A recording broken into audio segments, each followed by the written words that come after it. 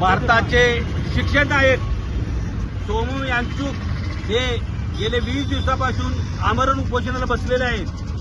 त्यांच्या समर्थनात व त्यांना पाठिंबा देण्यासाठी बळीराजा शेतकरी संघटना, राष्ट्रीय समाज पक्ष, शेतकरी कामगार पक्ष यांनी मिळून आम्ही आज सरकारचा निषेधार्थ या ठिकाणी रस्ता रोको केलेला आहे।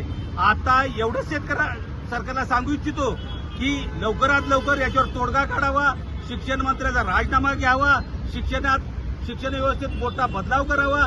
यासाठी या सर्व मागण्या जर लवकर मान्य झाल्या नाहीत तर याचा उद्रेक मोठ्या प्रमाणात होणार आहे।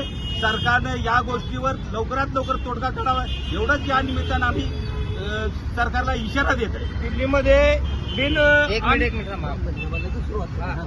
दिल्लीमध्ये एकही अन्नाचा न कण खाता जे सोनम वांगचुक आमचे मित्र आज 20 दिवस झालं उपोषणाला बसलेले आहेत, पण या सरकारला लाज वाटत नाही। म्हणून आम्ही 2 टाइम अन्न बनवणारे शेतकरी संघटनेचे सर्व शेतकरी संघटनेचे बळीराजा असतील, रासप असेल, शेतकरी कामगार पक्ष असेल, सगळ्यांनी आज कराडमध्ये आज ज्या ठिकाणी गांधीजींचा या ठिकाणी पुतळा आहे, ज्या गांधीजींना बघितल्यावर देशातल्या सर्व जवानांचं मुलांचं रक्त सळसळतं, या ठिकाणी आम्ही आलोय। पण या सरकारचं रक्त काही सळसळणं झालं, या सरकारचं रक्त अदानीचं आणि अंबानीचं आहे।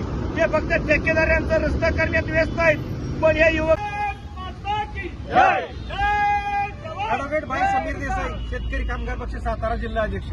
सोनम वांगचुक आज 19 दिवस झालं उपोषणाला दिल्लीला बसलेले आहेत। ते का बसलेले आहेत हे लोकांना समजलं तर ते बरं होईल। ते अशासाठी बसलेले आहे, ते पेट्रोलला दर कमी होईना म्हणून बसलेले नाहीत, ते अदानी अंबानीनं ब्रिजची कामं करतोय म्हणून ते बसलेले नाहीत, शेतमालाला दर मिळत नाही म्हणून ते बसलेले नाहीत, साखरेला भाव मिळत नाही म्हणून ते बसलेले नाहीत, आज आंतरराष्ट्रीय पातळीवर भारताची नाचक्की झालेली आहे म्हणून ते बसलेले नाहीत। तर ते का बसलेले आहेत तर येणारी पिढी जी नीटची परीक्षांचा त्यांचा पेपर फुटल्यामुळे 22 लाख विद्यार्थ्यांचं जे नुकसान झालेलं आहे, 17 विद्यार्थी